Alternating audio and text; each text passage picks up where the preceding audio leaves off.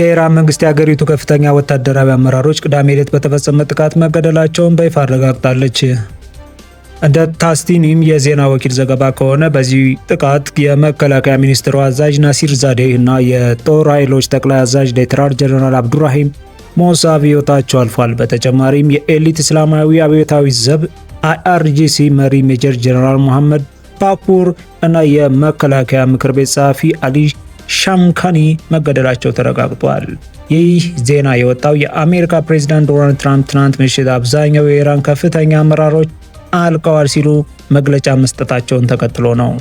ጥቃቱ በኢራን ወታደራዊ መዋቅር ላይ ከፍተኛ ድንጋጤ የፈጠረ ሲሆን ሀገሪቱ በአሁኑ ሰዓት ያለ ከፍተኛ ጦር መሪዎች ትገኛለች። ይህ ወታደራዊ መናጋት በመላው መካከለኛ ምስራቅ ያለው የኃይል ሚዛን የሚቀይር ሲሆን ለኢትዮጵያ ለምን ያሳስባታል ካልን በቀይ ባህር ንግድ መስመር ላይ ከፍተኛ ስጋት ሊፈጥር ስለሚችል በባህር ትራንስፖርት የሚፈጠር መስተጓጎል ወደ ሀገራችን የሚገቡ ሸቀጦች ዋጋ ላይ ጫና መፍጠሩ አይቀሬ ነው።